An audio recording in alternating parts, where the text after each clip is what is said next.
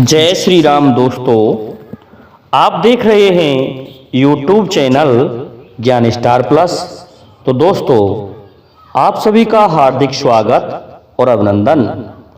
दोस्तों, आज हमने कमेंट चुना है श्रीमान गिरिराज बघेल, शाखा कला, जिला गुना, मध्य प्रदेश का।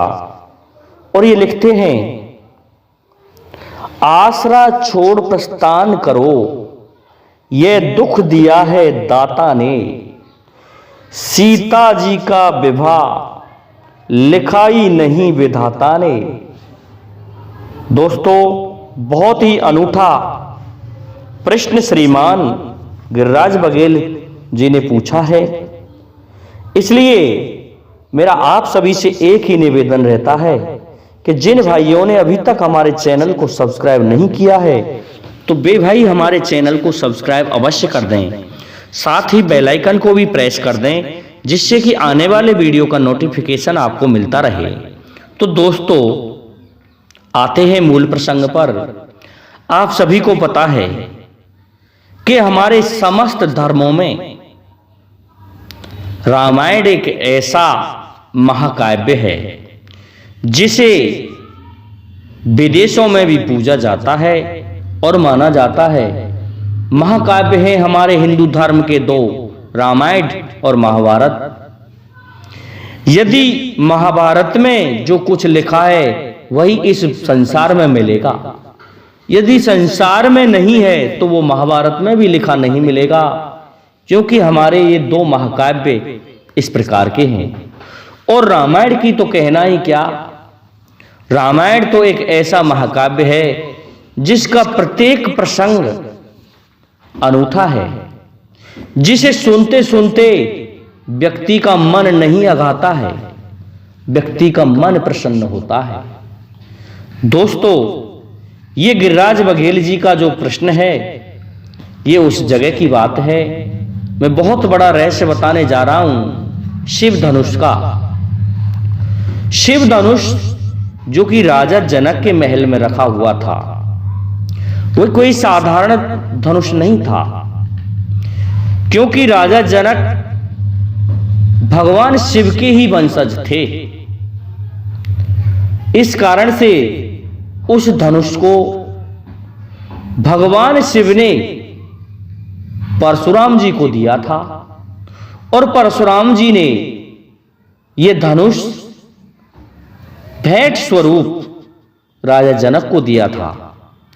इस धनुष को चलाने की प्रक्रिया जो थी उसे केवल 4 ही व्यक्ति जानते थे, दूसरा इसको कोई नहीं जानता था। स्वयं राजा जनक, माता सीता, रानी सुनैना और दोस्तों ऋषि विश्वामित्र। बाकी चौथा इनके अलावा कोई भी व्यक्ति इस धनुष को नहीं चला सकता था। इस कारण से राजा जनक ने एक दिन मां सीता जी के स्वयंवर के लिए विश्वामित्र को यह जिम्मेदारी दी। और राजा जनक को यह डर भी था दोस्तों कि यदि यह धनुष ऐसे व्यक्ति के हाथ पर गया तो निश्चित है संसार का विनाश हो जाएगा, जैसे कि रावण। दोस्तों, रावण भी उस स्वयंवर में आया था क्योंकि उसको ये आशा थी कि वह भी शिव भक्त है। हो सकता है भगवान शिव की कृपा से मैं उस धनुष को उठा लूं और उस पर प्रत्यंचा चढ़ा दूं, ऐसा ही सोच करके रावण आया था। और इस बात का भय राजा जनक को था कि कहीं रावण के हाथ ना लग जाए। परंतु होता क्या है, जब यह घोषणा की गई कि जो भी इस धनुष पर प्रत्यंचा चढ़ा देगा उसी से सीता जी विवाह करेंगी, तो समस्त राजाओं ने, यहां तक रावण ने भी उस धनुष को उठाना चाहा, लेकिन उस धनुष पर मां पार्वती और भगवान शिव हमेशा विराजमान रहते थे। दोस्तों, वह उस समय का ब्रह्मास्त्र था, ऐसा कोई साधारण धनुष नहीं था। जैसे कि आजकल न्यूक्लियर वेपन कहते हैं, वह न्यूक्लियर वेपन था, उसको चलाने की प्रक्रिया ही अलग थी। तो उस धनुष को या तो अच्छे व्यक्ति के हाथों में देने के लिए, क्योंकि जो भी उस पर प्रत्यंचा चढ़ा देता तो उसके लिए सीता जी का विवाह कर दिया जाता और वह धनुष भी उसे मिल जाता। लेकिन होता क्या है, भगवान श्री राम को विश्वामित्र जी इसी कारण से लेकर आए थे। यज्ञ के बहाने यह विश्वामित्र को पहले ही बता दिया गया था कि किसी भी कारण से आपको विनाश रोकना है। तो विनाश रोकने के लिए ही विश्वामित्र जी राजा दशरथ से भगवान श्री राम को लेकर आए थे।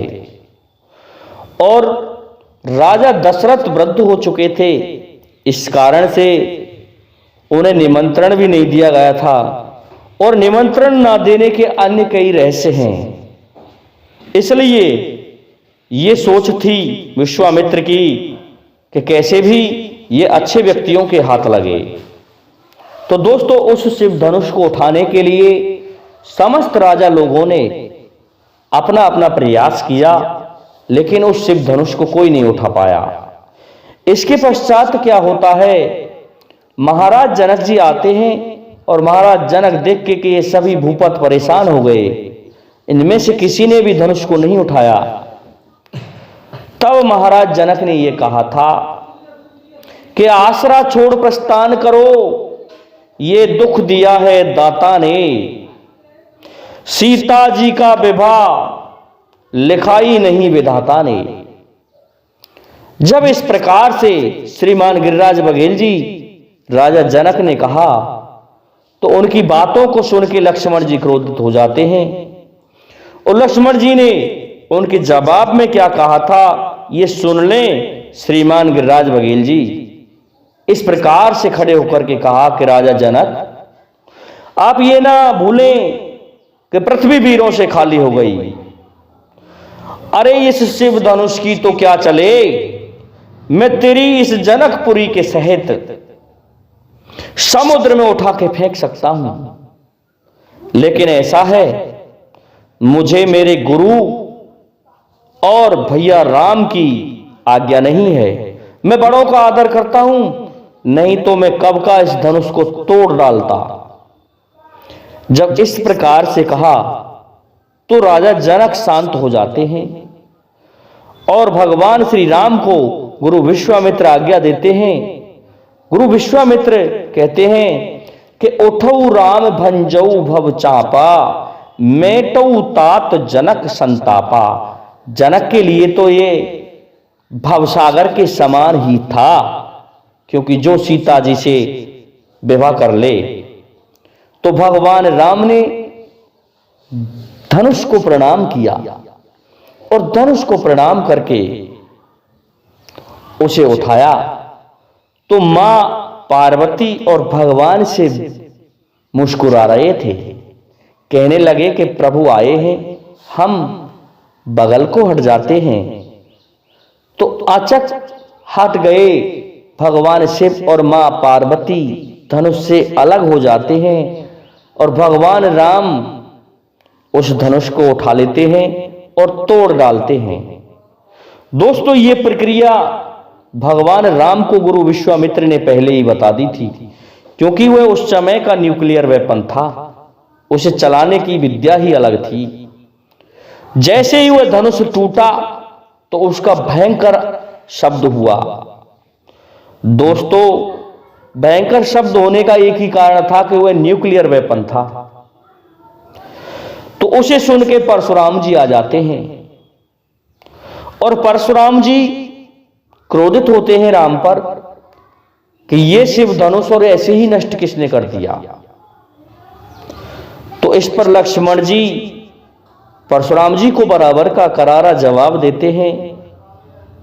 फिर भगवान राम कहते हैं कि ऐसा है, राम मात्र लघु नाम हमारा, परस सहित बड़ नाम तुम्हारा। हे परशुराम जी, मेरा छोटा सा नाम है राम और आपका नाम है परशुराम, भला हम आपकी बराबरी कैसे कर सकते हैं। परंतु ऐसा है, आप कहेंगे ये पिनाक पुराना था, इस कारण से ये टूट गया, कोई अच्छा मिस्त्री इसको बना देगा, हमसे गलती हो गई। लेकिन परशुराम कहने लगे कि ये जब धनुष तोड़ दिया तो राम कोई साधारण व्यक्ति नहीं है, लेकिन मैं परीक्षा तो कर लेता हूं। तब कहा था परशुराम ने कि राम रमापत कर धन लेऊ, खेचत चाप मिटे संदेहू। ऐसा है राम, मेरी आपसे एक ही विनती है कि आप, ये रमापति भगवान श्री हरि विष्णु का धनुष है, आप इस पर प्रत्यंचा चढ़ा दोगे तो मेरे मन को शांति हो जाएगी, मैं समझ जाऊंगा कि प्रभु ने अवतार लिया है। दोस्तों, यूं तो परशुराम भी चार कला से भगवान विष्णु का ही अवतार था। तो क्या होता है, भगवान राम ने जैसे ही उस धनुष को छुआ तो अपने आप उस पर प्रत्यंचा चढ़ गई। छुअत चाप आप चढ़ गयऊ और परशुराम मन विस्मय भयऊ। अपने आप जब प्रत्यंचा चढ़ गई तो परशुराम को आश्चर्य होता है। परशुराम चुपचाप चला जाता है और सीता जी से विवाह भगवान श्री राम का हो जाता है। तो श्रीमान गिरिराज बघेल जी, रामायण हमारा ऐसा महाकाव्य है, इसके हर एक प्रसंग को सुनने से व्यक्ति का मन नहीं अगाता है। रामायण यह नहीं, रामायण थाईलैंड, कंबोडिया, श्रीलंका, जितने भी हिंदी भाषी देश हैं उन सभी में रामायण, यहां तक है जो विदेश हैं उनमें भी रामायण का गुणगान किया जाता है। इसलिए मैं समझता हूं आपको आपकी पहेली का उत्तर मिल गया होगा। इसलिए आज के लिए इतना ही काफी है। जय हिंद, जय भारत, जय जय श्री राधे, जय जय श्री राम।